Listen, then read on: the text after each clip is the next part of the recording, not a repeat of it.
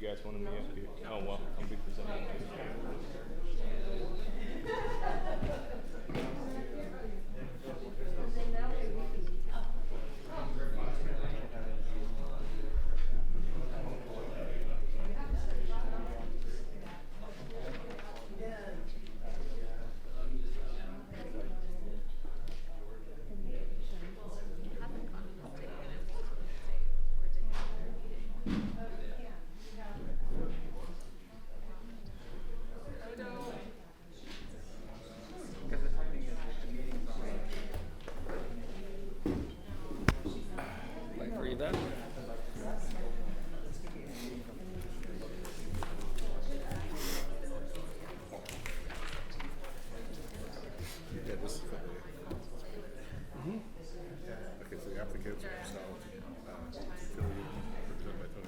Yep. So they get the 5 minutes. Okay. Then public comments, including another opposing attorney, Korea, everybody else. Only get They get 3 minutes, and then the applicant, which is Dan, gets to respond. 3 minutes at the end. Okay. You want to keep that handy somewhere? Yeah, that's yours. Okay. Okay? Thanks. Yes, we did already. Perfectly. So that? You bet. Are you ready? Yes. Okay. Well, good afternoon. It's just a little bit past 3:30, so why don't we go ahead and call this meeting to order. Let's see. Commissioner Burling? Here. Commissioner Brzezowski? Here. Commissioner Mickey? Here. Chair Myers? Here. Commissioner Sowers? Here. Thank you. We'll go ahead and stand for the Pledge of Allegiance.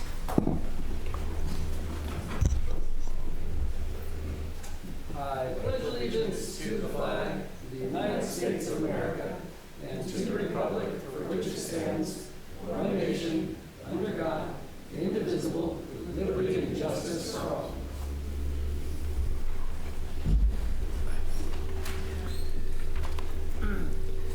Okay, thank you. We will begin with public appearances. Members of the public are entitled to speak on matters of municipal concern not on the agenda during public appearances.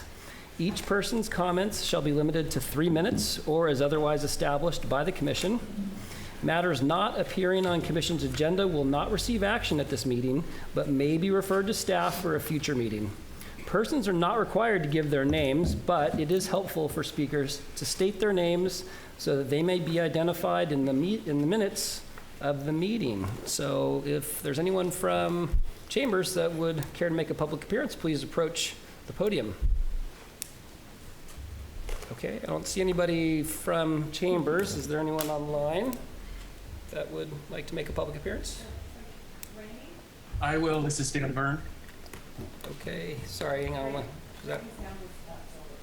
Looks like we're gonna start with Ramey. Can we flip this? Oh, there we go, thanks.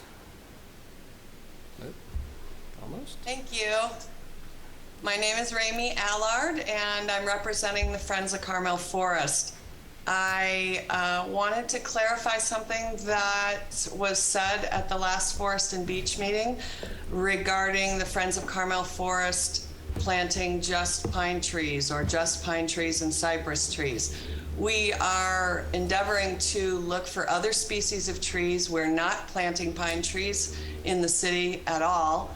And we are looking at lots of different species. We had several conversations with Sarah before she left about pushing the envelope with respect to the climate change.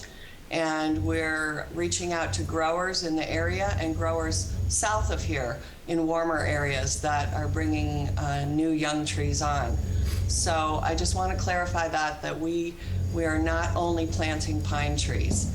The other thing I would like to say is we do have some money that we would like to help the city with getting some of those tree squares that have been either just not replanted for whatever reason or have stumps in them still. We're willing to pay a contractor to come in and take out the stumps and clean up the debris and take out the old decomposed granite that's in some of these squares and get some new trees planted.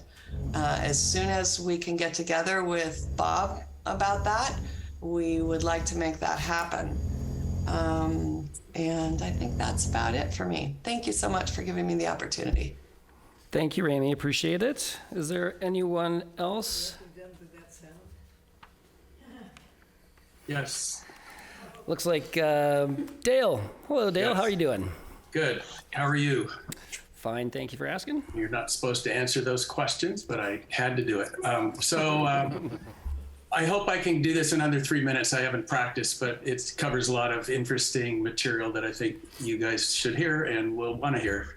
So commissioners, Director Harry, and other interested parties, I'm Dale Byrne, president of Carmel Cares.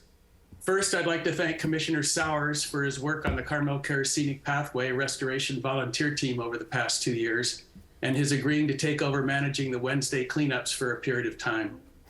Second, I'd like to thank Chair Myers for helping to organize a group of Carmel volleyball crew to do weeding at the North Dunes last weekend on short notice. The group collected and moved 700 pounds of weeds to the Del Mar parking lot that we loaded in my truck for disposal.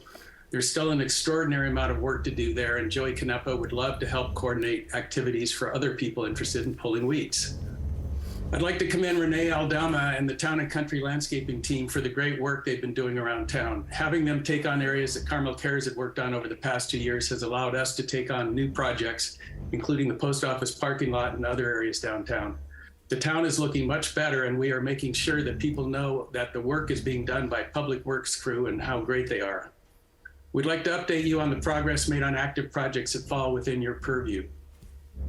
Last year, you approved the Forest Theater Native Plant Landscape Restoration Project. The original planting of approximately 800 plants was very successful.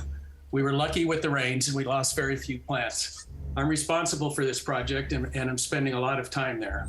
This Tuesday, Alan Wheat's MPC native plant class that I'm attending took a field trip to the theater and did a secondary planting of grasses and other pollinator-friendly plants. It has been very rewarding hearing the positive comments from Alan and the neighbors who come by to see the birds and other wildlife, which now keep me company when I'm working there. It is really coming alive. The gophers are not as much appreciated, but they're there. This garden will become a great example of a native plant garden within a year and a beautiful backdrop for theater goers. We have also removed 98% of the weeds from the grounds, both inside and out, and refreshed the median island outside the front gate.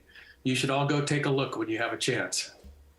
Stephen Moore and I have also developed a plan that will put an ADA access ramp connecting the existing handicap aisle to the picnic table area and the access path at the end of the main driveway. This will not only make it possible to access the picnic tables, but also the theater itself without having to walk in front of the stage. The contractor is ready to get started, but we will have to get approval from the acting city forester, which hopefully is tomorrow, the building department, and perhaps this commission. This project will be funded from remaining funds from last year's fundraisers, funds that PACREP will be contributing, and a grant that we received from the Yellow Brick Road Benefit Shop. Next, Alan Wheat has updated his presentation on the enhancement to the previously approved plans for the Ocean Avenue medians, and he made part of that as a public comment 2 months ago. We were hoping to get it agendized for the meeting this month, but I guess it's been put off again, but we hope to get that as soon as we can. He's added 2 new elements. The first is what we are calling pollinator pathways. I'm working towards receiving a pollinator accreditation with Pollinator Partnership. And the idea here is to connect the wildlife habitats at the Mission Trail Nature Preserve and Forest Theater with those at North Dunes and one plan for along Scenic Pathway with native plant habitats on the Ocean Avenue medians and others like Junipero in the future.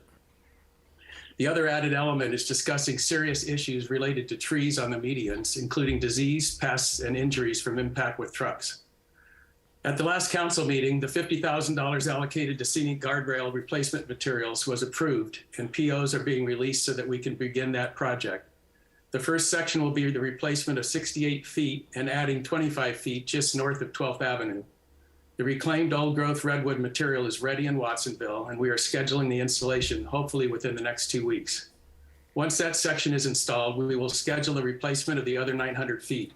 Tom Ford is doing a great job assisting us with the encroachment permits and other things we need to take care of, and Carmel Cares is paying for all of the installation costs. We have installed 16 new mutt mitt dispensers along the beach from Martin Way to the 4th Avenue Boardwalk. They are a pleasing green color with clear messaging and hold 3 times the number of mitts that the old ones held. Carmel Cares funded the project and did all the installations. The pink mutt mitts are used in them, and the responsibility for stocking them was turned back over to Public Works this week. Carmel Cares is still working on getting reimbursed for expenses related to the pink mutt mitts to date, which now cost the same as the green ones, regardless of order quantity. All comments related to the dispensers and mitts have been extremely positive and have reduced the number of bags left on the beach. We have 10 more of the new style dispensers, and we are in discussions with Public Works about the best locations for them. Finally, following talks with Shirley and me at the last city budget workshop and a very productive discussion about providing funds for Carmel's open spaces, the council agreed to add $100,000 for hardscape improvements to Scenic Pathway next year. Carmel Cares agreed to fundraise to match those funds, but it is not a requirement for these funds being allocated. We hope that this commission will be more engaged in the future in working with us to get proper funding for our parks and other open spaces that fall under your control. One last thing is I just got a report back from the Downtown Detail Group that they are finished with the phase 1 of the post office parking lot landscaping project, which they're very excited about. So you might go take a look at that next time you get your mail. Thank you very much. We appreciate everything you guys are doing. Thank you, Dale. Appreciate that. Looks like we've got Cindy Lloyd. You've got your hand up. Hi, JC. Excuse me for being so informal. My name is Cindy Lloyd. I am a native of Carmel, and I am an independent volunteer. Other than working with Wheaties, the Mission Trail Nature Preserve volunteer group on monthly Saturday meetings.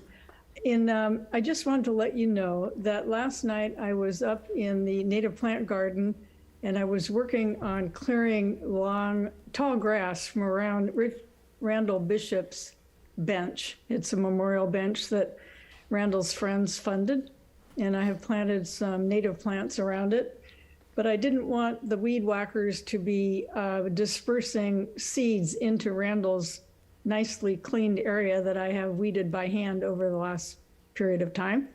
But really the thing I wanted to tell you was, while I was there, and it was evening time, sometime after 7, a couple walked by and they got talking and they said, we just can't believe that Carmel still has this much open space where we can walk in the evening. It's quiet, it's peaceful. And so that ensued a conversation about the acquisition of the park, the development of the park, and the saving of the meadow from a threat for sale over 30 years ago.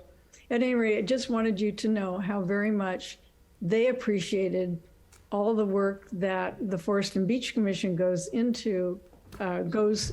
that Forest and Beach Commission does, providing funds for and attention to all the work that goes on in Mission Trail Nature Preserve.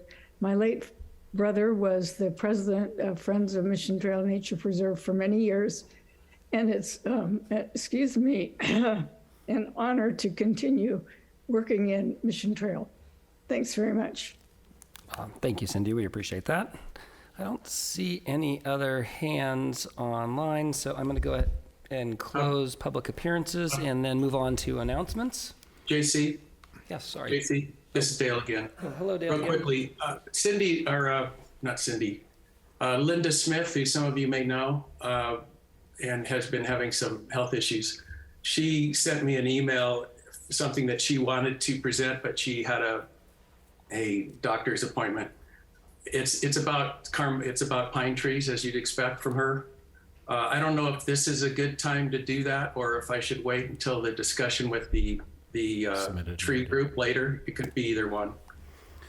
Dale, would you mind submitting that as an email to the group so that we could look at it and perhaps then discuss at the next meeting? I will do that. Thank you. I just wanted you to know that she wishes she could be here, but she's not. Got it. Thank you. Appreciate that. All right. Bye-bye. All right. Again, so public appearances is closed. We're going to move into announcements. Thank you, Mr. Chairman. The first announcement, I'd like to turn it over to Tom Ford. It's in your packet. This announcement is regarding an invitation to residents to participate in a workshop held by what is called the Community Wildfire Protection Plan. Essentially, the cities of Carmel, Monterey, and Pacific Grove are developing this wildfire protection plan and are asking for community input. So there will be an in-person workshop held on May 23rd, not March 23rd. There's an error in the staff report here. May 23rd, this month, 6 to 8 p.m. at the Sunset Center's Carpenter Hall. They indicated that they would love for any and all residents to come and participate, and there is a registration link that they would request folks fill out ahead of time. There's also an attachment with the official flyer. The registration link is in the QR body of code. the staff report, as well as on the attachment flyer. One can use the QR code, but the URL, the HTTPS, the URL is also in that flyer. Okay, thanks, Tom. Any other announcements? Yeah, I sure do. I have several more, Mr. Chairman. First, update on staffing. I'm thrilled to report that we have a new environmental programs manager. Her name is Mary Bilsey. She'll start on Tuesday, May the 16th. Looking forward to her starting. She'll be working on projects that our former environmental compliance programs manager worked on, including Mission Trail Nature Preserve projects, the North Dunes habitat restoration, climate change, the climate adaptation, climate action, a coastal engineering study, beach sand, all that stuff. So keep that going. Also, I am ecstatic to find out for the first time that we have a new forester starting tomorrow. I did not know that. Mr. Byrne, maybe he can clarify that, but I was not aware. What I had, my understanding was that we're still interviewing. So the process is ongoing, but if they all know something I don't, wouldn't be the first time. Moving on from that. Lots of handouts today. All of the handouts except for one pertain to the public hearing public hearing item 2, which is Purcell and Tutillion. Other than there was a handout from Shirley Moon from Carmel Cares about the waste she found, I guess, one evening on the beach. So that was passed out to the commission and the council and a bunch of other people. That's an FYI. Next is, unfortunately, item 5, which is the introduction of the Urban Forest Citizens Advisory Group. That's in your packet. Mr.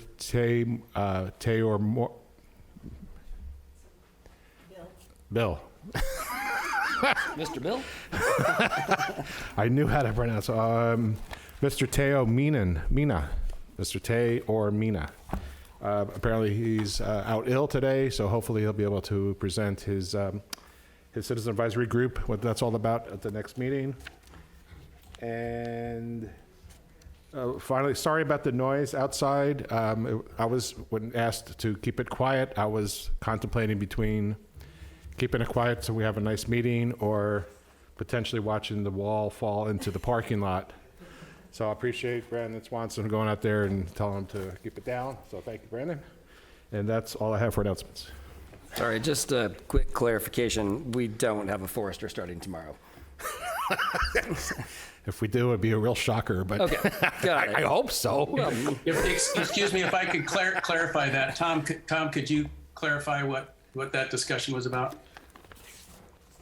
I believe, I think at this point, we don't have one starting tomorrow. That's a pretty sounds like clear it's pretty clear. statement. Okay, fair enough. Since announcements have completed, then let's close announcements and move on to the consent agenda. Items on the consent agenda are routine in nature and do not require discussion or independent action. Members of the commission or the public may ask that any items be considered individually for purposes of commission discussion and/or for public comment. Unless that is done, one motion may be used to adopt all recommended actions. And the item that we have is to approve the April 13th, 2023 meeting minutes.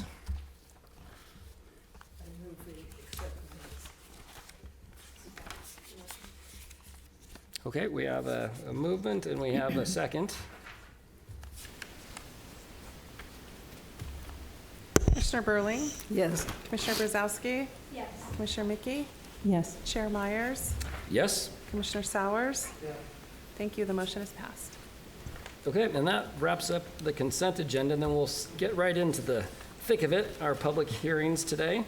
The first on the list for us today is consideration of TR 23-017 for pruning in the city right-of-way fronting north San Antonio Avenue to southwest of 2nd Avenue. Maybe do that when we, after Okay, the yeah, staff go report. ahead and turn that over. Okay, thank you, Mr. Chairman. First, I'd like to make some introductory remarks and then turn it over to our Associate Planner, Catherine Wallace, who's been gracious enough to help us write the staff report. So just trying to give you some general factual background information, because there's a long story here and there's a lot of information, so I wanted to make it clear for the commission. First, we have two neighboring groups. The first group is Catherine Correa and, sorry if I mispronounced that, and Stephen Evans. They own the property immediately adjacent and west of the site, behind the subject trees and landscaping. So they're at San Antonio Avenue to southwest of 2nd Avenue. They're represented by their attorney, Mark O'Connor. The second group is Philip and Ann Purcell and Michelle Tutilian. They own the properties on the east side of San Antonio Avenue at 3 and 4 southeast of 2nd Avenue. So they are the co-applicants in this case. They are represented by their attorney, Anthony Lombardo, and they have retained landscape architect Joni Janecki, who prepared the plans in your packet. A little bit of history. Catherine will go into more history. So back in March 2020, the Forest and Beach Commission first heard about this matter. At the time, there were 4 overgrown cypress trees that were referred to as the hedge. The commission agreed to have the hedge, had these overgrown trees pruned, and requested the former city forester to work with the neighbors to seek a solution that is agreeable to all the parties. In July 2020, the Forest and Beach Commission approved the removal of 3 of those cypress trees. Nonetheless, in December 2020, 4 cypress trees were permitted to be removed by the forester, and subsequently a replacement planting plan was developed by Joni Janecki for the applicants. The applicants have been proposing various changes to the replacement planting plan since that time, and Catherine will discuss the details. This public hearing is for the permit application TR 23017, which would remove angel trumpet shrubs, prune bronze loquat, podocarpus, and not eucalyptus trees. No eucalyptus trees. See, hot off the press. So no more trees would be removed. Wanted to clarify that all the subject trees and shrubs that in discussion today are city-owned, regardless of who paid for them, who planted them, who waters them. This is city property. Today, we'll hear from the applicants and their attorney and opposing party and their counsel as members of the public. I would advise the commission that you are not required nor expected to resolve a neighborhood dispute that's long going. The focus today is on the proper disposition of the subject trees that are requested for pruning. This public hearing was originally scheduled for the February 9th meeting, but was postponed due to an emergency and continued until today when all the parties could attend. Finally, Yvette sent you some additional documentation that's also in your, it was sent out yesterday, it was also handed out today. And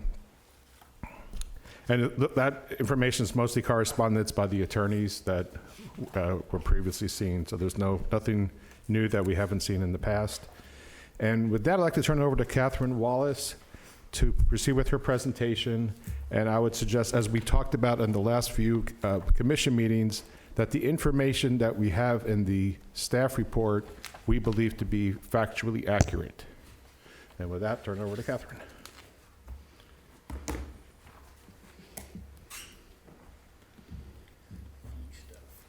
Can the video and or slides be shown, please? We're working on it.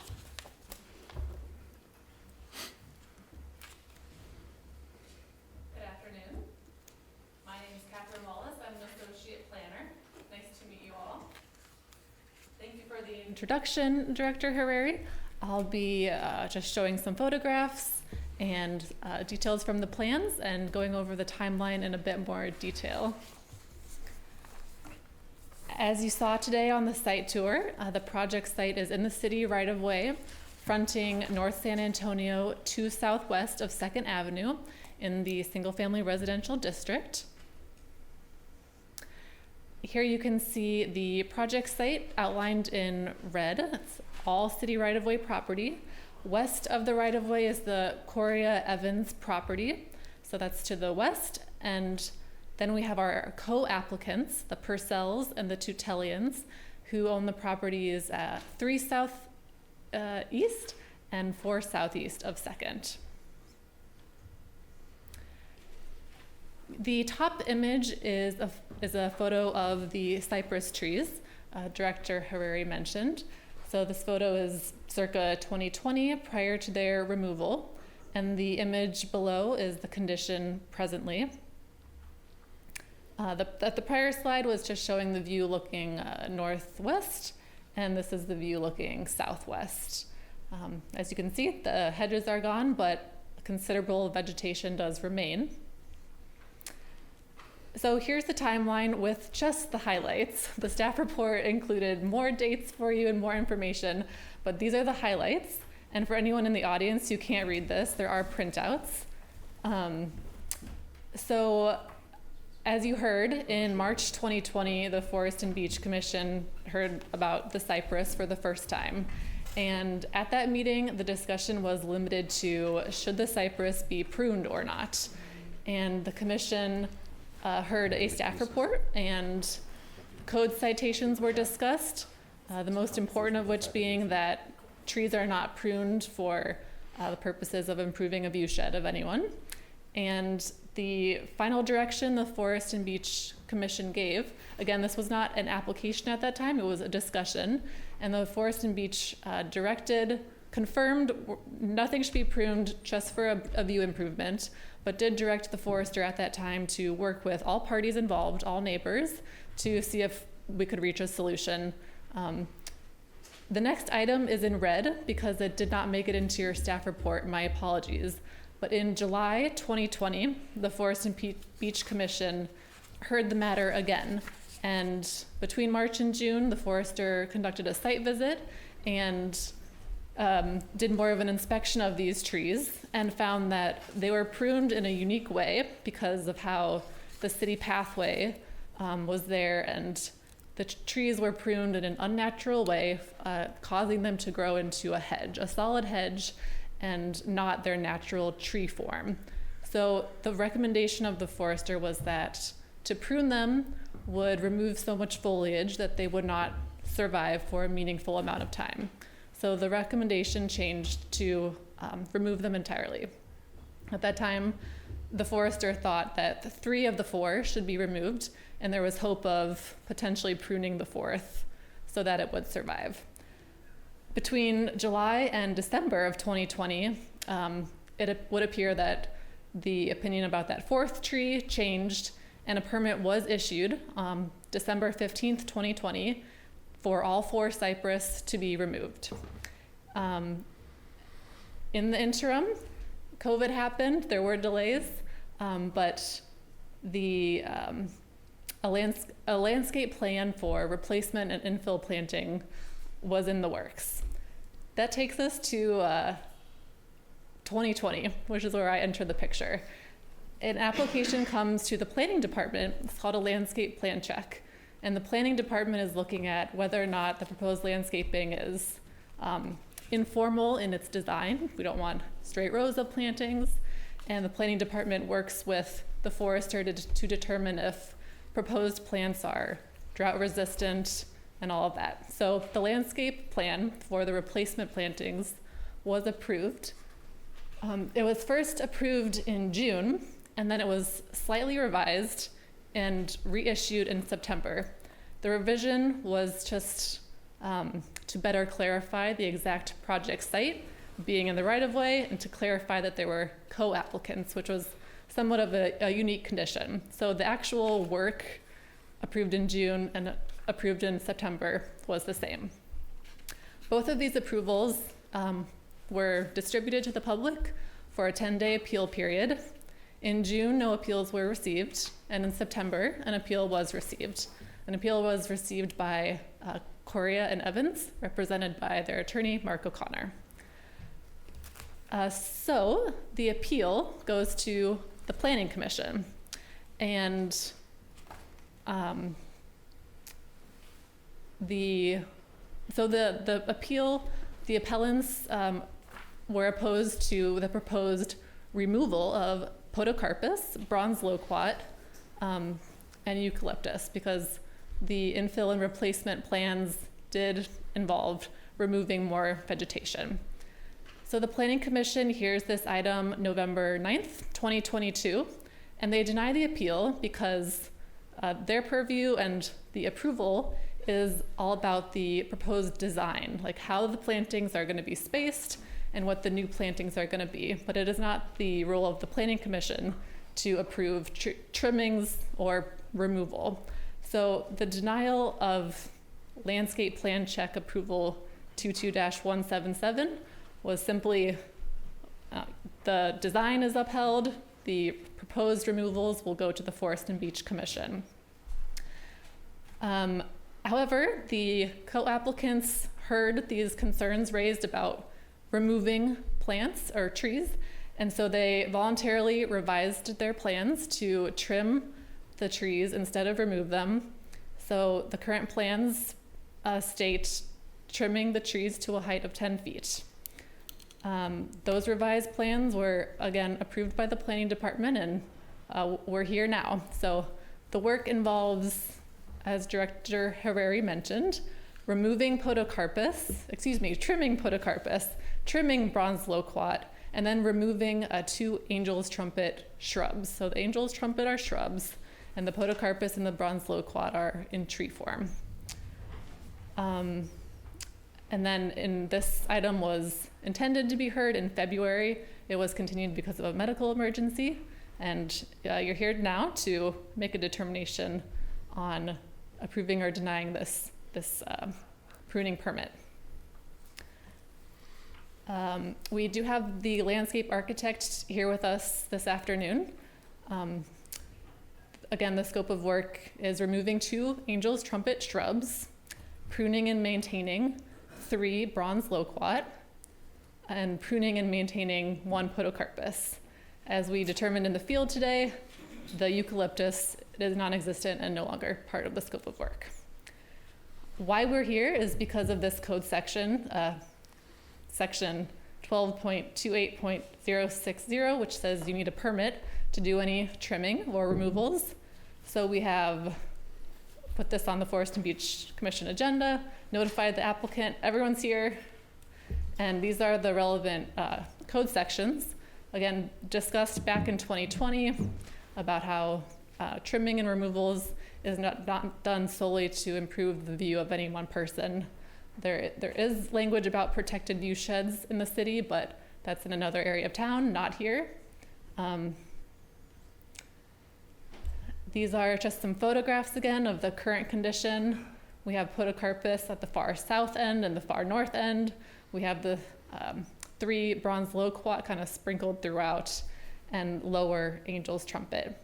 So I'm happy to answer any questions about what's in the staff report, the timeline, the back and forth between the neighbors.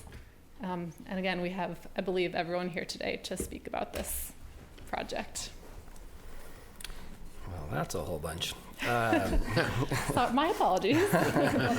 Thank you very much. From the commissioner, are there any questions? Well, first of all, Commissioner Sowers had to recuse himself. That's why he stepped out, because he is within a 500-foot radius of this issue. So just in case anyone was wondering what happened to him, that's what happened to him. Anybody from the commission have any questions from what was just presented by Catherine? No? Nothing from here? No? Then, I have just a question, just a clarification. sure.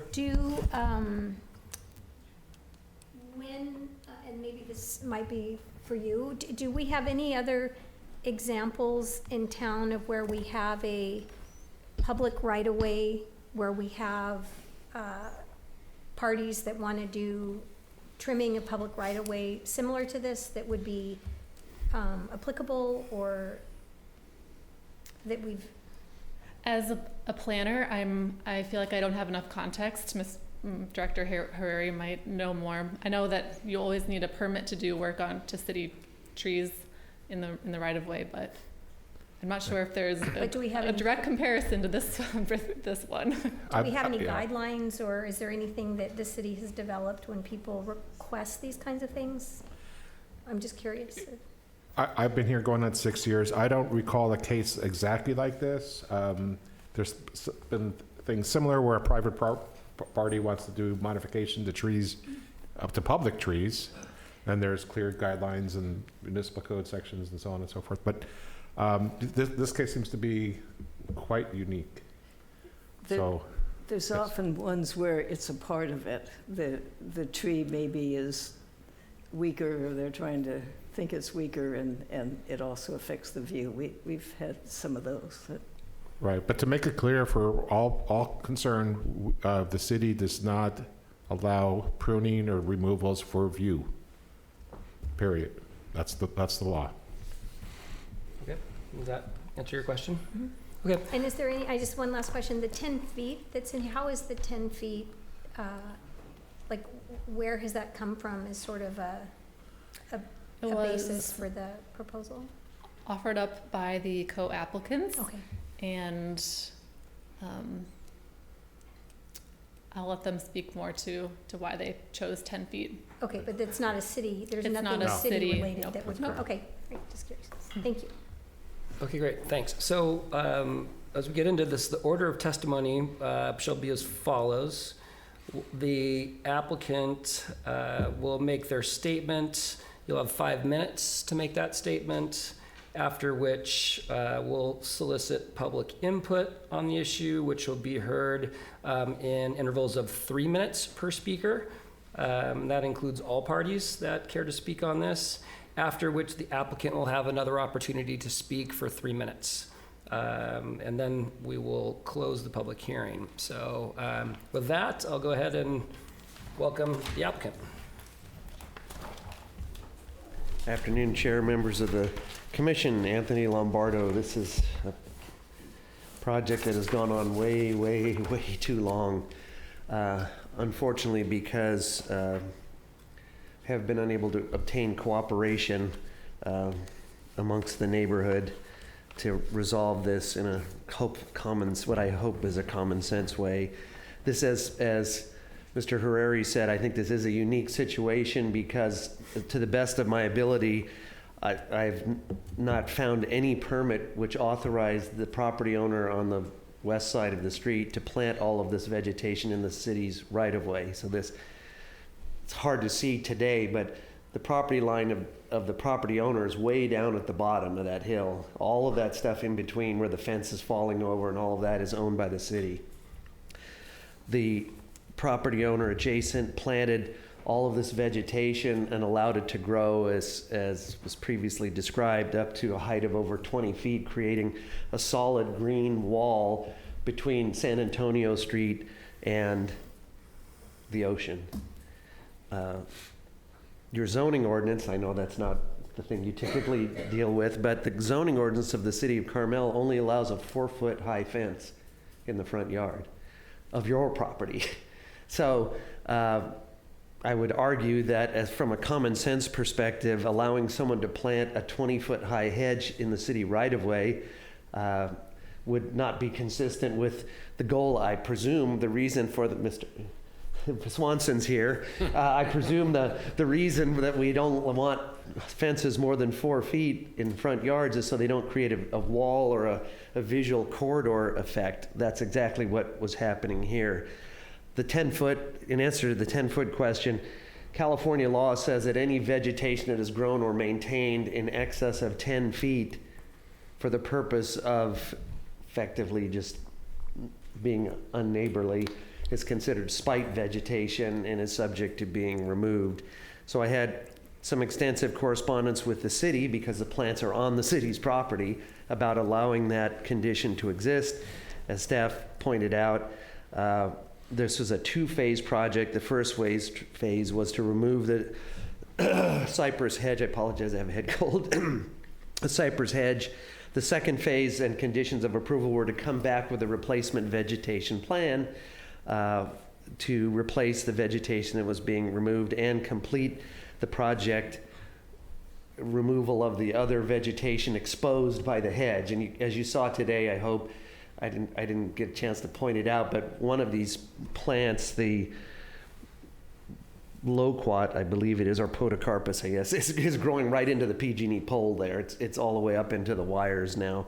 So staff approved the first phase, staff approved the second phase, and then the neighbor appealed that to the Planning Commission, who unanimously denied the appeal. At that hearing, the neighbor's arborist, Frank Ono, testified that he had no problem with the plan, other than he recommended that the trees be trimmed, the podocarpus and the loquat bushes, which have now grown up into the wires and extremely high, be trimmed to 10 feet rather than removed. So maybe under the heading of no good deed goes unpunished, we tried to accommodate that by revising the plan to leave those plants and trim them, and then this appeal was filed. So we've done, we thought, what everyone wanted in this regard. We've proposed a plan, and Joni Janecki's here behind me to discuss it if you like, that will allow the plants to grow, to screen the view of the front yard of the neighbor next door, which was their stated goal when they met with the forester and with her, with Joni, to provide visual screening into their front yard without blocking the public's view of the coastline or walling in the property across the street. So what we're respectively requesting that you do is approve the plan that was approved by the staff, modify, and the Planning Commission from a concept standpoint of what the plan was, modified by us to do what the neighbor's forester asked, which will allow us to replace the vegetation, which we, meaning the clients, will be responsible for maintaining and irrigating and doing everything that needs to happen to grow up to the 10-foot height, which will more than screen any potential view into the neighbor's yard, while not obliterating the view of the public and the neighbors. So Joni's here to answer all the horticultural questions I couldn't begin to answer. So afterwards, if you have any questions about the plan, she'd be happy to answer them. Thank you. Okay, thank you. Appreciate that. And so, are there any questions for Mr. Lombardi and what he just presented, specific to his presentation? Anything there? No, doesn't look like it. So I'll move it into public comment then. Mm-hmm. And I imagine, is it the Koreas would like to speak first, or someone on your behalf? Sure. Okay.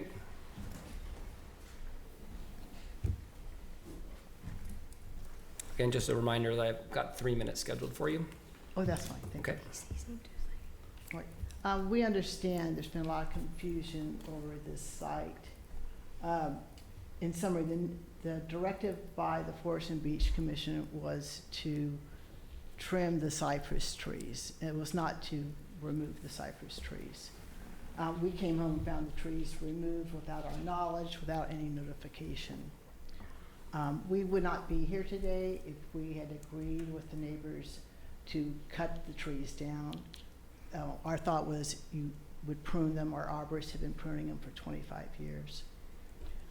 We have denied consistently and appealed the applicants' applications because they haven't complied with the directive of the Forest and Beach Commission. The current application that we've also appealed is requesting removal of perfectly healthy plants, the cutting off of the canopy of mature trees. And nowhere in the plan is there a plan to replant the trees that they took out.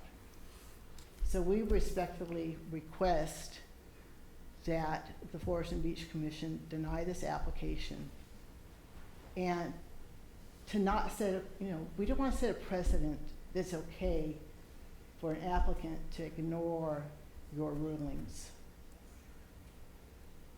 If you have any questions, I'm here to answer. I've been there 25 years. Right, please. I have a question. Sure. Did you get permission of the city to build these tall trees that Yes. that will take away Yes. the? So originally, when we came here 25 years ago, there were acacia trees. I mean, in fact, the prunes that are there today were there 25 years ago. There's bottle brush. The city forester, Mike Branson, who we worked closely with, to get the approval to do our house, said we have to put in trees. So he went around with me and we made selection of the trees, and he wanted the cypress trees. His only condition was, he says, you have to keep them trimmed below the electrical lines, which we did.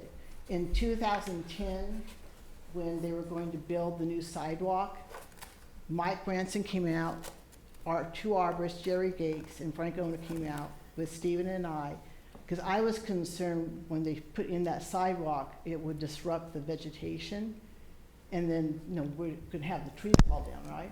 And they determined, no, the trees were good. And at that time, we had the loquat, at the very far end, there's that one loquat that's by itself. At that time, the decision was made, let's go ahead and put just 3 young loquats in there in case the cypress didn't make it.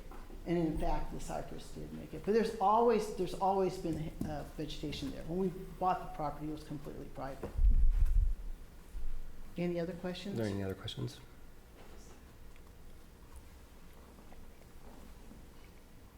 You said the Forest and Beach Commission did not want the cypress trees removed, but I thought in the city timeline. It was to trim them. They were never trimmed.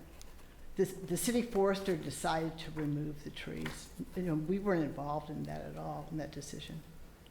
Right, but just to be clear, it looked like in the timeline you presented that all the cypress tree removals were approved by the city. Yeah, and I don't see anywhere in the notes that information. Yes. All I know is the city forester did the approval and not the Forest and Beach, which is one of the reasons I'm here today. I mean, I'm really of the belief we keep things pruned and healthy. Like the podocarpus, it has never reached the utility line, with electrical lines. We always kept it down low.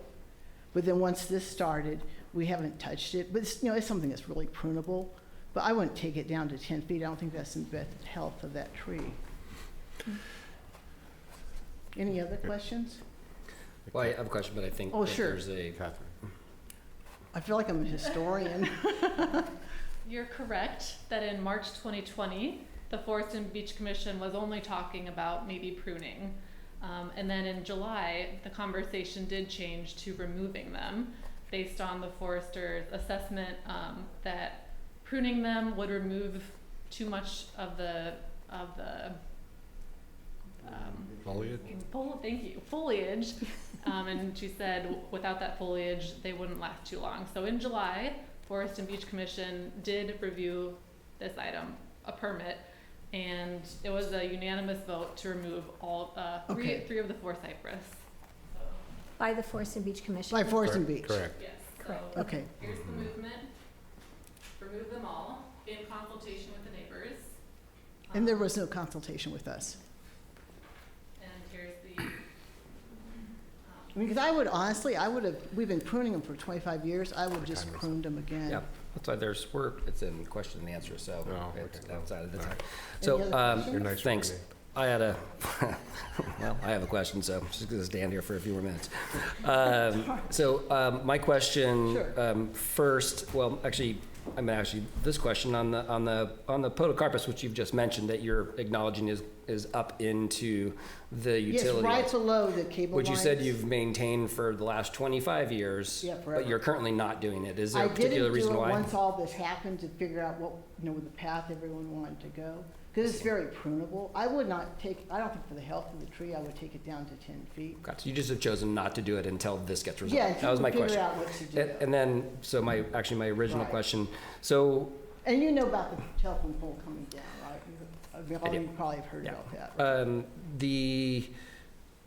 would it be fair to say that you would be agreeable to a 10-foot height pruning if it came with a replanting plan that you were amenable to, so that there were going to be some replacements in the spaces? You know, or- I would honestly, to go down to 10 feet of a tree that's 25 years old, and that tree there is 25 years old, I think you don't have to take it down to 10 feet, but I would say, I would talk to both my arborist, Frank Ono, and Jerry Gates to say, is that in the best health of the tree to take it down? I mean, that's pretty drastic. It's at 20 feet to take it down to 10. Because it's so shapeable, you can shape, and I talked to Joni about this, it's so easy to shape it, and it's never going to reach, I mean, you would never want it to reach the cable lines, it's never reached the electric lines ever. And I talked to, and it's interesting, I talked to PG&E about it, and they say it's easier for them to get access as long as we keep it down low, which we always have done. Okay, so your answer is no. No, I mean, but I'm fine to prune it, but not to 10 feet, that doesn't make sense to me. Okay, that was all I had. But I had one other question, because so the Forest and Beach Commission, it sounds like, did approve the removal of the cypress trees. Catherine, you clarified that. Did you, Right. for the plantings that are there now, for all of the plantings that are there now in the city right of way, did you get a permit for that? No, we worked with the city forester on all that. So those were all planted 25 years ago. Although I gotta say, Joni and I were looking at today, and there's a lot of things that have seeded themselves in there. But other than most of the vegetation is original. So there's podocarpus, there's privets, there's bottle brush. A lot of that was there when we got there. And then the city forester worked with us in terms of the loquats and the podocarpus and the Monterey cypress. And that's, it's been the same way for 25 years. So those have been there. So the cypress were mixed in with those? Yeah, it was all mixed in. We only added a couple more of the loquats when they were concerned, just in case the cypress didn't make it when the sidewalk was being built. But now to take those, those mature loquats down to 10 feet, you're cutting off the canopy of the tree. I mean, that doesn't make sense to me, other than you're creating a view for people. Okay. So Sorry, I have a question, but I don't know if it's for you or whether it's for Brandon or for you, Tom, and that is, well, maybe we can excuse you then, if that's Is okay. there a question for me? no. Oh, okay. Let me, Thank you. this is to ask the city. I think that's an interesting point that Mr. Lombardo brought up. Do we have any limit on what, since there is a limit of 4 feet on the front fence, is there any limit on what people can do with hedges or closing off from the street higher? Or should that be included in the new guidelines? So in existing zoning code, it does say the front property line, you can only have a 4-foot fence, but it doesn't speak to the height of landscaping in any way. It's actually something through the Design Traditions project that we're working on right now. We've actually had those conversations. Should that be something that we look at? But right now, our regulations do not speak to the height of landscaping. Okay. Great, so I imagine. And pardon me sorry. for a moment to dovetail off of that. There are notes that former city forester Sarah Davis had indicated in a different plan that spoke directly to that, and she had explicitly written that hedges should not be over 15 feet. That, 15. in case that is pertinent, that is what she wrote on the not finalized. These were not finalized plans. These were drafted plans, but that was precisely what she had written, for what it's worth. See, it's interesting that the views along that part that we're talking about there on San Antonio are absolutely beautiful, and it is nice for us, for the public, to be able to view it. Most of us aren't 10 feet tall, so especially me. Are there other from chambers that would care to make a public statement? Okay. Good afternoon, Mark O'Connor. My thanks to Catherine Wallace for clearing up something. I think it's unfortunate that these July F&B minutes weren't in the agenda or made available earlier, but bringing that up at least disclosed that the Forest and Beach Commission had some meeting in July of 2020 to address this issue, and it would have been nice to have learned that information earlier, but again, my thanks. One of the things that was raised with the Forest and Beach Commission in 2020 was the fact that the city code does not permit lowering of the height of the trees unless there's a health and safety issue at risk. And the forest, am I mistaken? I don't think that's the case. I was looking at the minutes here, and the minutes from March 2020, Ms. Davis, the city forester, on page 4 states, "We can only approve height reduction for tree health or public safety." And so I'm working off of the minutes that were stated at that time. It's my understanding that you don't prune and trim solely for view shed. And it's my understanding that that's what the request here is, that the applicants seek a view shed. And as Ms. Correa pointed out, you had this growth in place for decades, and it obviously was in place when the applicants purchased their property. And the desire for a view shed is contrary to my understanding of the municipal code. I would propose that the application as presented be denied, and that any further applications be conditioned upon restoring the vegetation and plant life that was previously removed, because the record indicates that there had always been an intention to have the plant life restored in the long-term plan. And in this case, that plant life is not being restored. There's going to be some more removal. If there are questions, I'm happy to respond. Otherwise, I thank you for your attention. Are there any questions from the commission regarding this gentleman's statement? It doesn't appear to. Thank you very much. Anyone else from the chambers that would care to please step up to the podium? Thank you very much. Hi, I'm Carol Crandall, and I had no intention of talking until just getting riled up, listening back there a little bit. And I just wanted to point out, I'm a real estate agent here in town. I've been selling real estate for 30 years, 20 here. I always have clients say to me, "Can we take that tree out? Can we take that tree out? Can we take that tree out?" And the answer is always, if it's for view, no. And I think that if this sets a precedent, you hire an attorney, the attorney comes in, files applications, and then says, "Oh, that's not a healthy tree, oh, that tree was too close together." I think it's setting a horrible precedent for real estate agents and people to try to go through you guys, and for real reasons. I think that those trees were there for 2 decades, and all of a sudden people move in across the street, and boom, now those trees are defective, they're too close together, they're too tall, they're too whatever it is. So I'm sorry I'm emotional, but I just think that they've been slam-bagged by an attorney getting involved in the whole thing, and I don't think that's the way that we should be running our city. So that's just my thoughts. Okay, thank you, Carol. So, is there anyone else from chambers that would care to make a public statement? Then it doesn't look like it. Is there anyone online that? Okay, I can't see anybody. So from here, okay, thanks. I'll go ahead and give you the floor, Dwight. You have 3 minutes.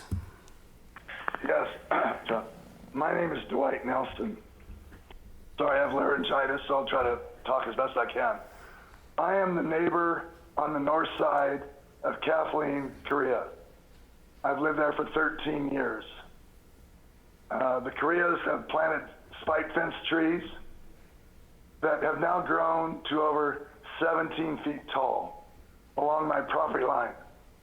In the event of a fire at my house, I have no way of getting my people out of my house because there's only a 3-foot wide walkway along the north side of my house with a pittosporum tree that's 8 feet wide, continuously 16 to 18 feet tall, the entire length of my house.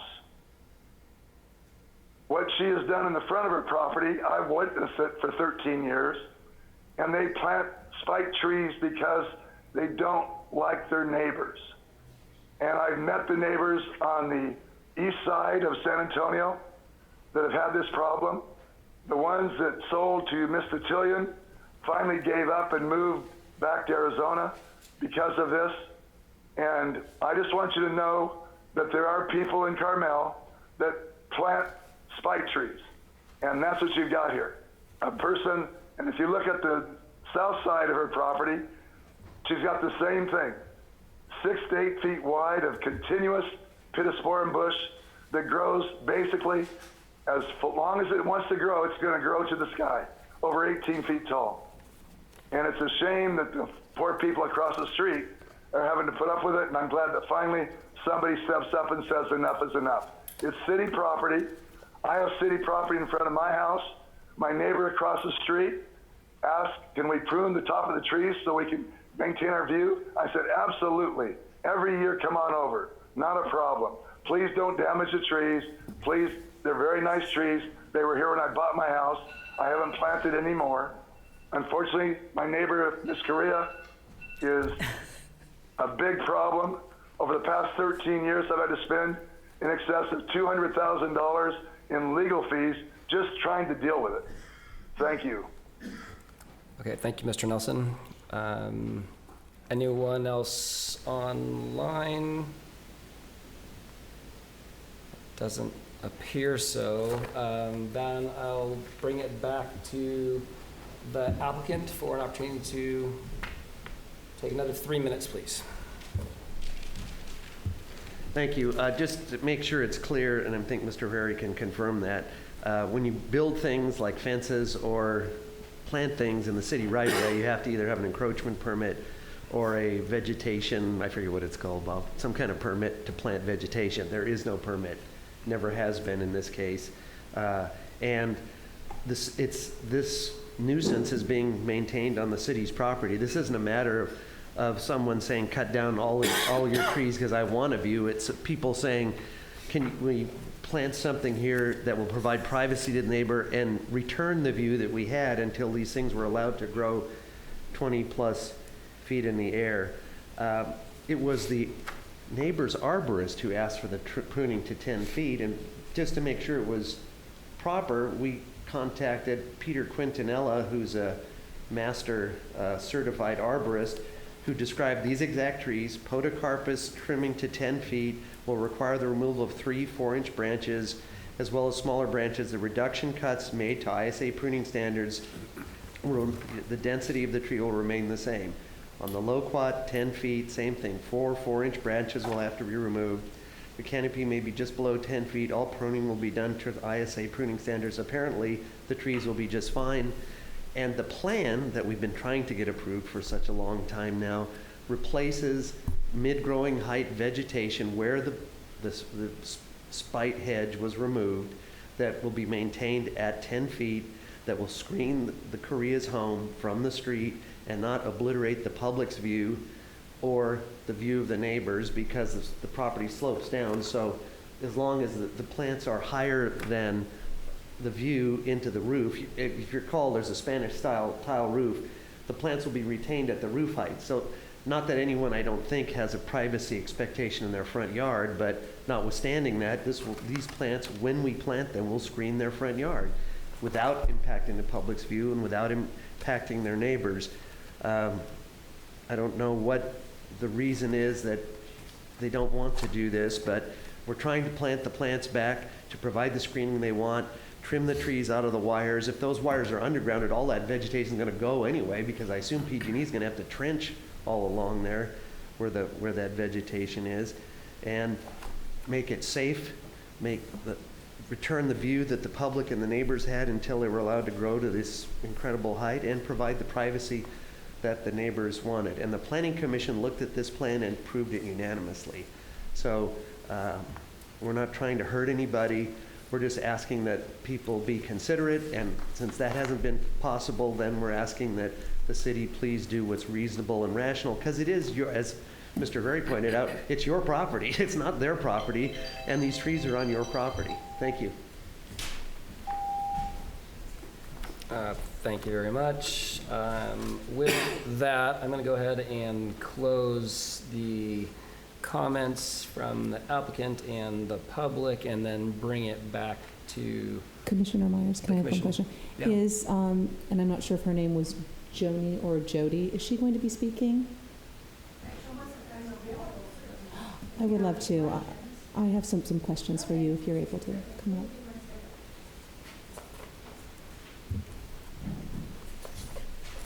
Good afternoon. I'm Joni Janecki, landscape architect for the applicant.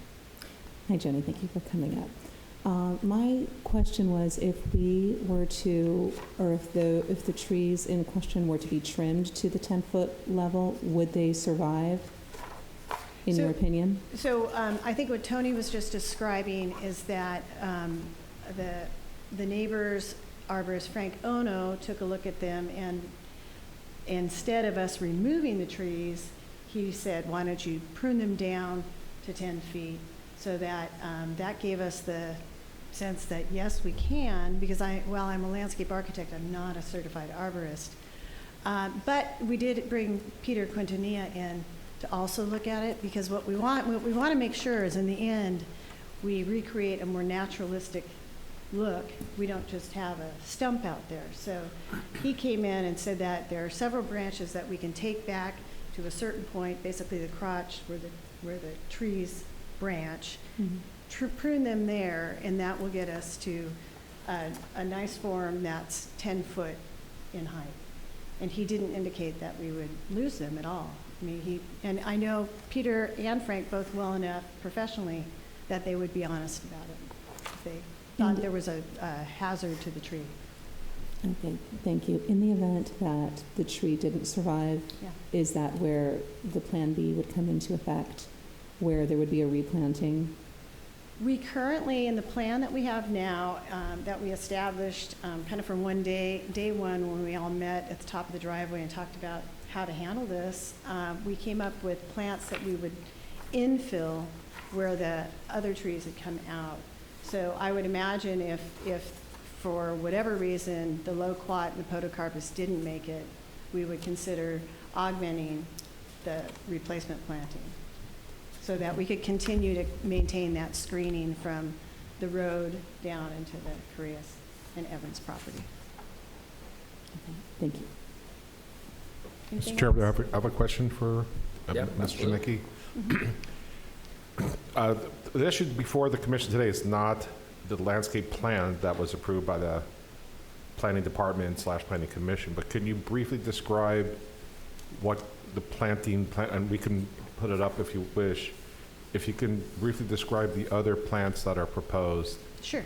Regardless of what happens with the pruning application. Yeah, and we don't need to put it up. Basically, we're planting ceanothus, a mounding ceanothus, Griseus horizontalis, and then Dodonea hopseed bush. And so those are plants that we talked about initially as being appropriate. And I think Sarah Davis also thought that they were appropriate and that they're drought tolerant, and the ceanothus, of course, are doing so well out there and are also drought tolerant and good for pollinators. So they were the two species that we have currently identified to plant. Thank you. You're very welcome. Thank you. Okay. Anything else?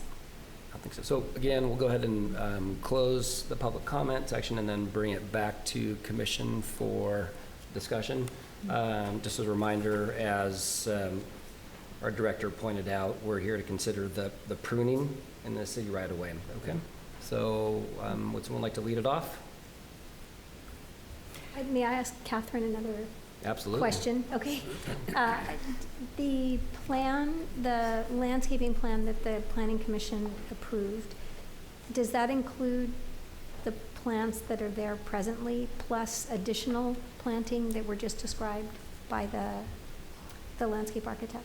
It includes all the plantings described by Joni, and it doesn't include any more prunings or removals than what you're deciding on today. But I understand that the Planning Commission said if the pruning is up to Forest and Beach, but the plants that are there presently, the loquat, I forget the P one that's by the pole, the name. Yes. Podocarpus. Yes. Podocarpus, okay, the podocarpus, Yes. the loquat. And those are in the plan as being part of the plan. And that plan hasn't changed from when Forest and Beach saw it to what you've seen, other than trimming versus removal. That was the only change. Okay. And the angel trumpets, are they in the plan or out of the plan? They're in the plan to be removed. They're shrubs. Okay, so they're in the plan to be removed. Exactly. Okay. That was approved by the Planning Commission. They saw that plan, but the removal is up to Forest and Okay. Beach Commission. Right. Thanks, Catherine. Did you want to see? Could we flip back to the photographs? I think that was maybe the before and after. Oh, well, that's fine. That's fine. So That's existing. Yeah, that's existing. That's fine. Did you want before and after? No, this is fine. I just wanted back to the picture then. So I have a comment that I want to make, and it seems to me that With for us. well, they're listening too. I can. Are you? It's for the rec commission for discussion. So Yes, yeah. We have, in a couple, in several situations in the last 3 years that I've been on this, admitted that view was a part of what the decision to cut things. The eucalyptus trees across from the Hofs's house were partly would help the people up on the hill, as well as we all agreed the eucalyptus trees were ugly and too much into the road. So that I think that we have some opening for views, and maybe another thing we need to consider is, can views be considered, because they have been. If I may, Mr. Chairman, address that Commissioner Berlin's comment. My understanding that this is Camino del Monte or del Norte. What? The eucalyptus I that think were. she was speaking of Across from the Hofs's house. Right? Oh, the over front it. and back, right? But never. Yeah, okay. Right, and I'll just go on record that I wasn't for removing them because they're ugly. That wasn't it. It was a safety feature, and because they're not native. I had a question for, I think I'm going to probably address it to you, Tom. Both loquat and podocarpus, is it fair to say they remain on our list of things that we're planting on city property? I think the important thing to point out on the record is that the former city forester indicated multiple times that that list needed to be revised. Sure. And I don't think that I can comment, without having an arborist background, I don't think I'm qualified to comment further than that. Okay. So arguably then on our previous list anyway. Yeah. Yep. Any additional thoughts for discussion as we continue to figure this out? Do we, I just want to ask again, do we have any city guidelines exist at all on maintaining public areas in different parts of the town? The only reason I ask the question is that as you travel south of this area, maybe by just a few homes, there is fence, but there's vegetation that probably isn't 10 feet. I'm guessing it's more like 6 feet, and it just kind of runs along that same area. I'm just curious, as a city, do we have any, try and maintain any guidelines so that things look similar in different parts of town, or is it just ad hoc? Every city right-of-way planting can be different. I think part of the question has to do with the zoning ordinance that Director Swanson was talking about, or some standards, and there's obviously some tree requirements, as we all know, from the commission. I don't think there's a clear-cut answer about the height of other landscape. The design traditions is starting to, sounds like that's starting to standardize those things going forward. But going in the past, I don't think there's a well-documented specific policy or standards that have been strictly adhered to. Because obviously if you drive around, you'll see a lot of different situations throughout town. I think I might have to direct this back to you, Mr. Lombardi. Do you know the purchase dates of the homes, both for the Purcells and for the Tutolans? Sorry if I'm mispronouncing that. Roughly 2009 and 11, as I recall. But in my letter to the Planning Commission, a woman who lived down at Sand and Sea had written and said that she had for years been trying before that, into the early 2000s, to get that vegetation trimmed. So apparently it had been a bone of contention in the neighborhood for quite a while. It's she died recently of cancer. Misty Jensen. Who was it? Jensen. Misty Jensen. Yeah, maybe that. Yeah. Yeah, I don't remember, but there's emails from her asking to have the vegetation pruned 20 years ago or thereabouts. Okay, I'll go ahead and take this if no one wants to really kind of get dirty, but I'll get dirty, so do you? This is city property.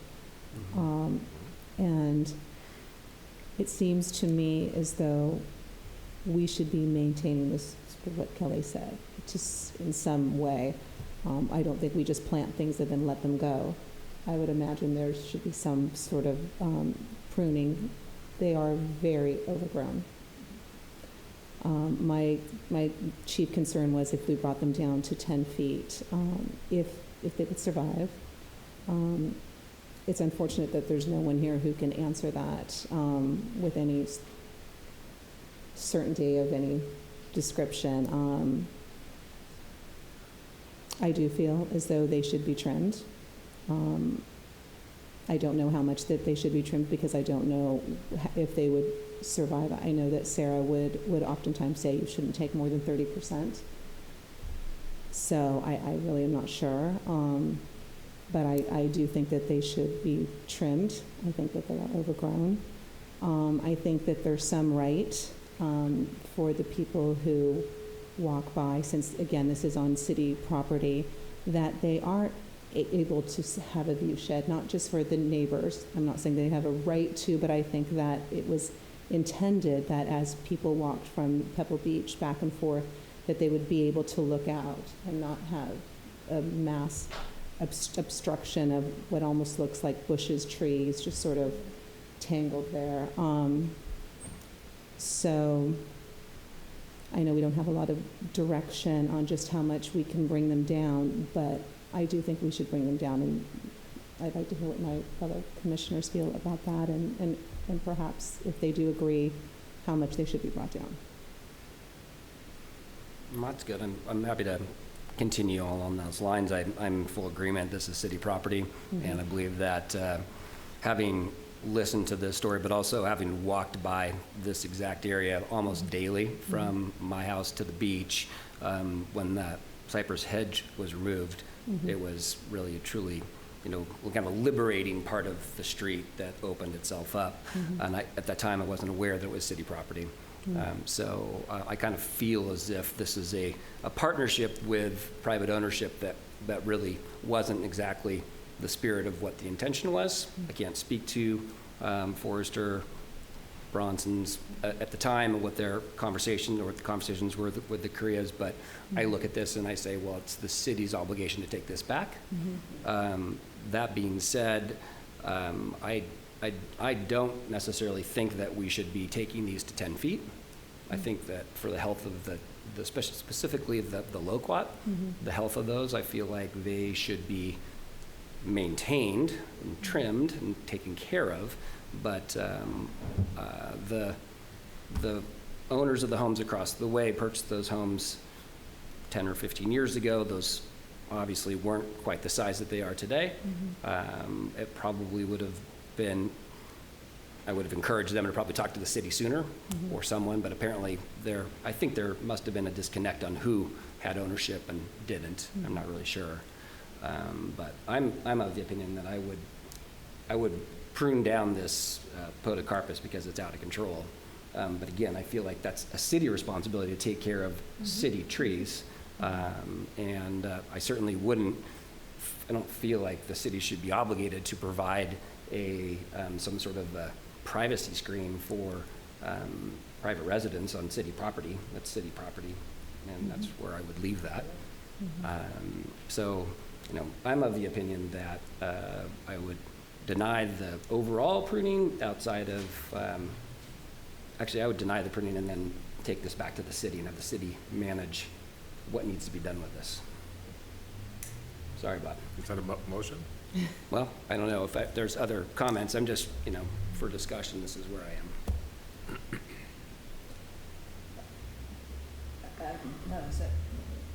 I'm not really making a motion, but I'd like to see it all redone so that those of us who are walking there could see that it wasn't just for the houses across the street, but for the public. And given that it's one of the most beautiful places, especially now that the eucalyptus are down, I mean, you have a fabulous view of the ocean, and I think we should be able to see it. Hey, Commissioner Burley, I completely agree. And if you listen, when we listened to the neighbor, Mr. Nelson, speak, that's one of the things I actually looked at over, and I think you might have as well, looked over to see how he has maintained, apparently, with the cooperation of the neighbor across the way, the height of and the view shed from those of us that walk that street or drive that street. And it's obviously a cooperation as opposed to what it currently exists. And that might have been able to be achieved had it not gotten to where it is today with these parties. But again, it's city property. It is city property. So maybe a possibility would be to move that the city take over this area, and maybe even further down, but anyway, what we're talking about now, and make it so the public has a view of the ocean. And I think it still would provide privacy for the others, but so I don't know if anyone's willing to back that. But well, I've certainly backed the idea that the city should maintain this because this has gotten out of kind of control, right? My motion would be to deny the applicant's request for pruning. I'm just gonna leave it at that. Director Herrera, can you address this in any way? Absolutely not.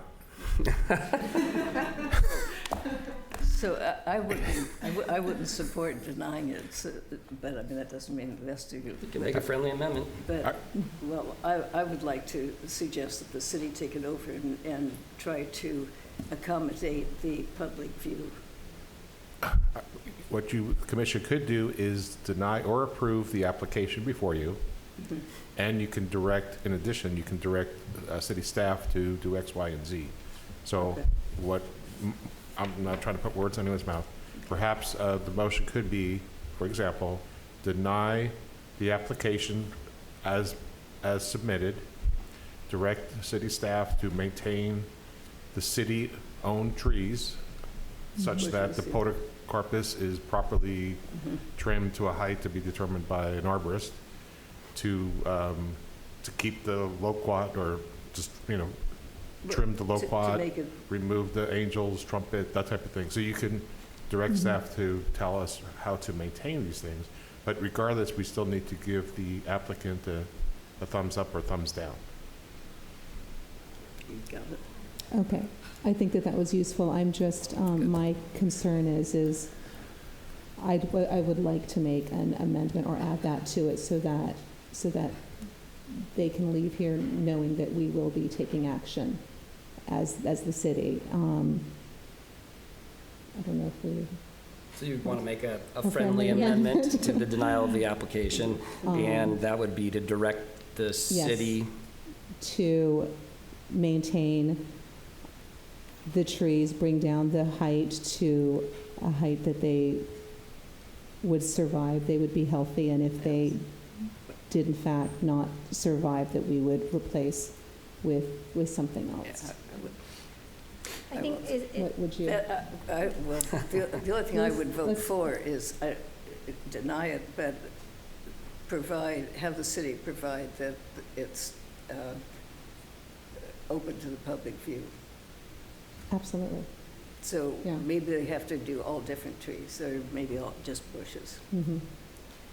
So are you accepting that amendment to the friendly amendment? Accepting what Commissioner Burley is suggesting that you amend the friendly amendment to include pruning such to open up the view. Yes, correct. For public view. Yes. And I think I might just flip the two portions. I think this is a really great example of, I shouldn't say it's a great, it's an unfortunate example of private property owners in a dispute about city property that happens to be between their or proximal to their homes, and that it is the responsibility, it is city property, and the city should step in and maintain and manage the situation. I almost would lead with that, and as a result of that decision, the applicant would be denied. So is this okay what you were, did you agree with what? Yvette, did you get all that? And the city, I think, Tamara, the city should have, take action, right, to prune and properly maintain the area, right? And in consultation with an arborist or someone who can determine, someone who's qualified to determine what the best way to do that is. Do you want to put a time frame on that? Soon. Within 90 days? Okay. Within 90 days? Yeah, I don't want to put the arborist thing on because I think you may need bushes and then, rather than trees, depending. Well, I mean, I think the city needs to decide what would help.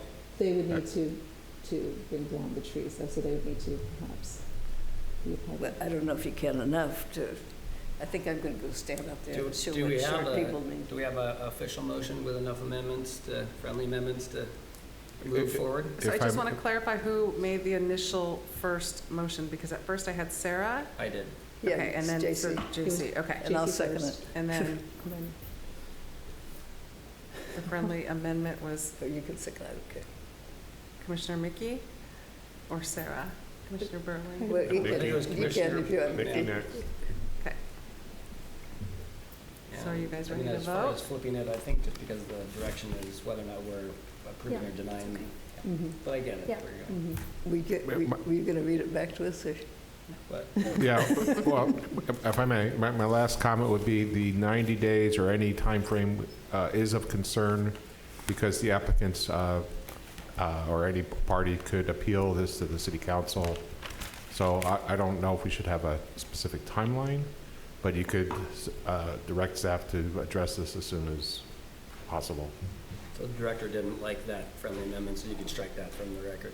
But from a Well, city, as soon as but it's possible. city property, right? You could the city could send staff there next week to begin trimming these. I think the Way city has a over- little bit to do right now. We'll but- send up the forester tomorrow. Before they get started, actually, maybe tonight. Gosh, okay, do we have something we can table here? Okay, so if we, Chair Myers, your motion was to deny the application and request for the pruning. And then the friendly amendment between Commissioner Mickey and Commissioner Burling is to have the city take over the area and make it so the public has the view of the ocean, and that the city maintain and bring down the height and replace. If they do not survive, the city will have to open it up to. I'd like to leave that part out and just say to bring it down to for the public view. For public view, okay. Yeah, strike the term of the ocean, please. Yeah, I think that's true. Okay, got it. And did we want to say anything about timing? Doesn't sound like it, so we'll just leave that out. Okay. So I have a question, this is just a question in the amendment. I think several parties have mentioned that the municipal code or that the city does not include view rights presently. No, view for the public view can be considered. But I thought when Catherine showed something related to that, it was not applicable in this particular area. The city may not, or an applicant may not remove or prune a tree strictly for view. Okay? The Forest and Beach Commission could interpret the code in certain circumstances, but we can modify trees for the structural integrity of the tree, the health of the tree. Certainly a podocarpus growing into power lines is not a healthy situation for anybody. The cypress trees that were all growing into each other and couldn't tell how many there were was a problem. But we have to be careful not to set the precedent to say, let's remove the tree strictly for view. I think The tree For was the falling public, over, the I tree. think Right. for the public. I completely, I think as we develop, as the city is revising things, I tend to agree that that's an important aspect of the city.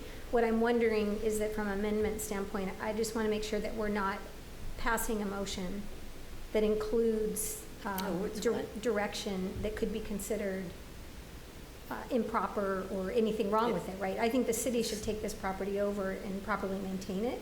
This And- this motion would be fine, I think.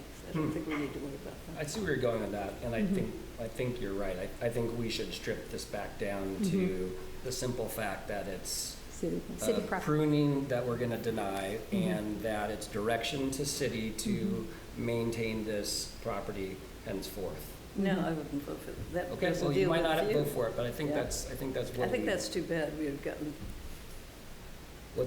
I'm making that motion, and let's see if there's a second for it.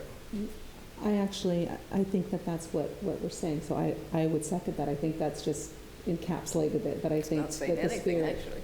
is that it will be brought back, we are denying this, and it's going to be that the city property will be maintained by the city, and the trees will be whatever the city determines, taken out, brought down. You can see that it's extremely overgrown. It's actually an eyesore. And so it's brought back to the city. I think you just made it so that it's something we can put into a mouthful, so I think the spirit. We've got a second. Oh, no, I think we're accomplishing nothing. We've got a second, so That's it was seconded. Commissioner Mickey. Do No. you have a second? I'd like to Oh, hear go you, ahead. No, is there I any think more that you want to say? I would like to say that this is one of the really beautiful places for the public to, and a lot of people do walk there. It's not as though it's out of the way. And I'd like the city to take responsibility for making it available to the views of the public. I think we all agree. I think we were just leaving the view out of there. Then it won't be done. They're just going to trim it and make little trims on it. We're really not saying anything except we're denying the other one. Do we have a second? Perhaps, maybe perhaps the way to include that, I share the same perspective you do, Sarah. What I want to make sure of is that we don't pass something that comes back as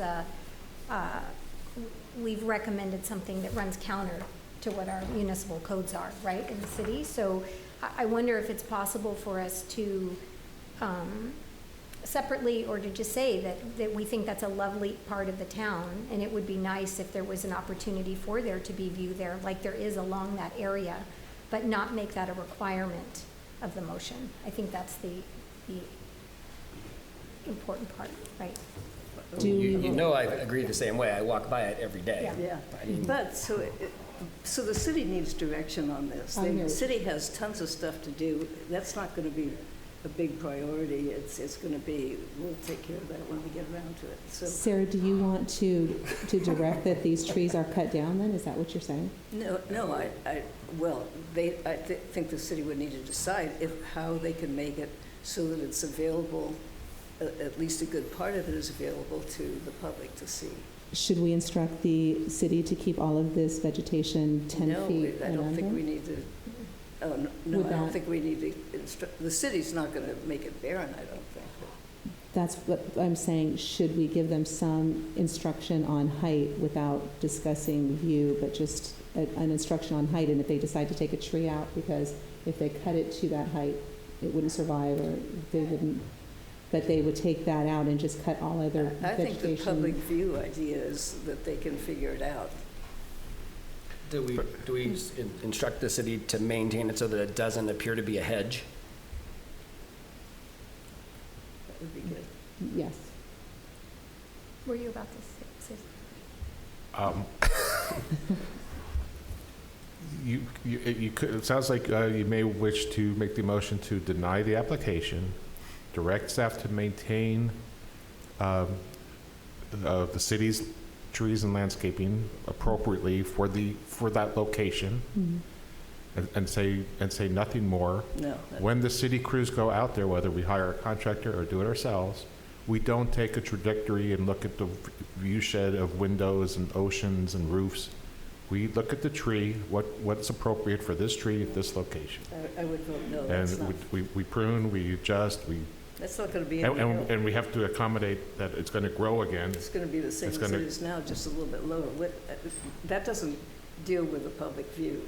So that's fine. I'll just Or vote no. the commission could say, take this tree number 1, cut it to 10 feet, tree number 2, cut it to 12. So you could be as specific as you wish, but I'm suggesting a method so that, Well, I think that if you said the public view, they could be working on it and see whether it's okay for the public view.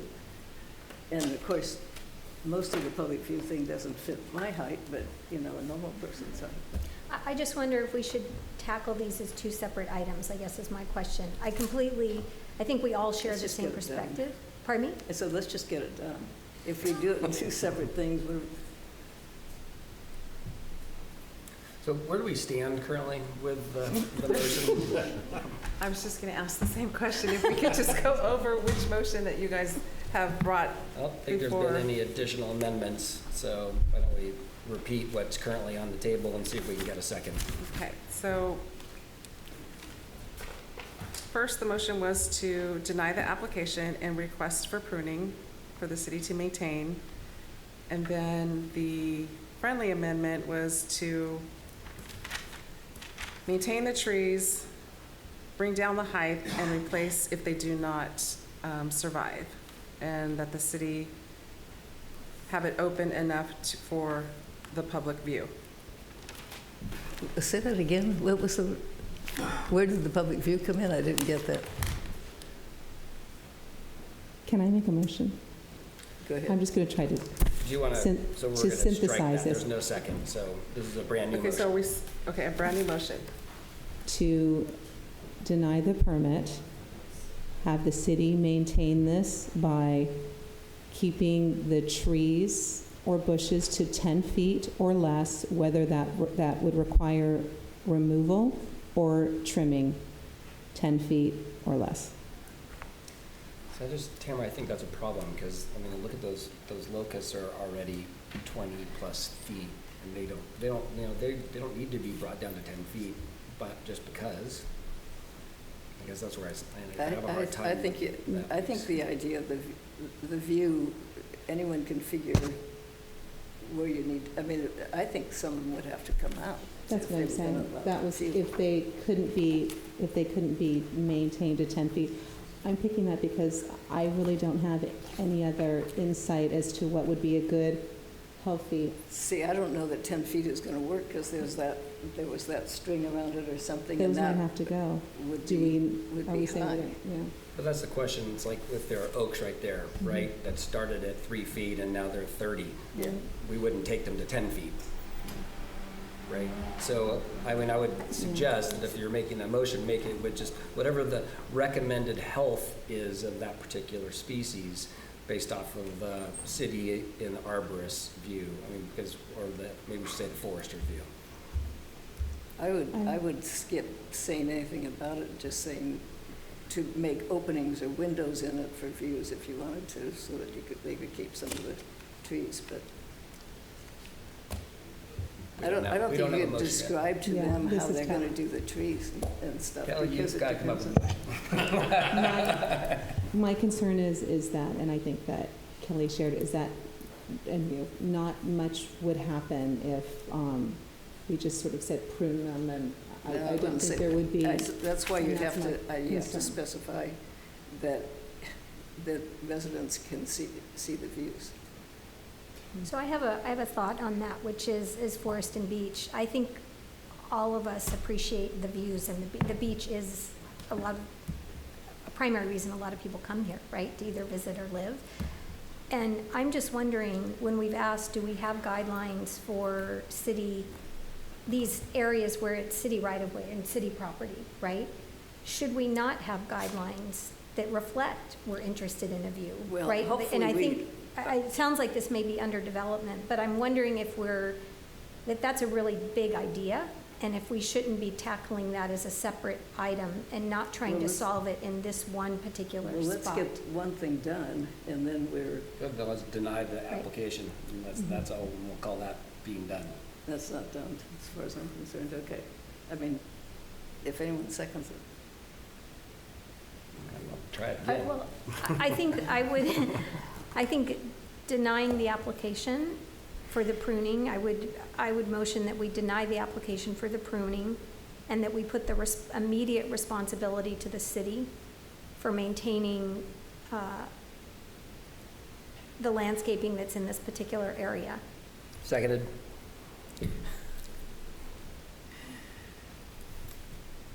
Okay. You got a motion and a second. Okay.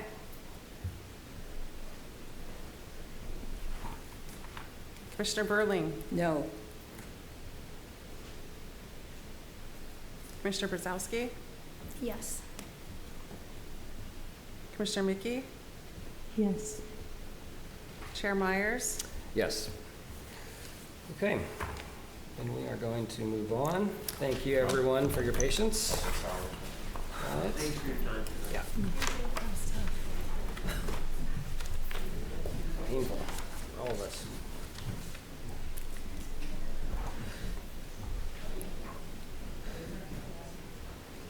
I think we get rid of that one. Oh, hey, Commissioner, welcome back. Yeah, dinner. That's great. So we'll continue on with public hearings. All right. It was a popular topic as we cleared out the chambers. We're going to go ahead and point number 3 for us is the approval or denial of the pruning of an acacia tree at the northeast corner of Guadalupe Street and Ocean Avenue. I'll turn that over to you, Director. Are you handling that? Right, isn't that what's next? Yes. Okay, perfect. I'll turn that over to Tom Ford, who will present that item, number 3. Sure, just an overview of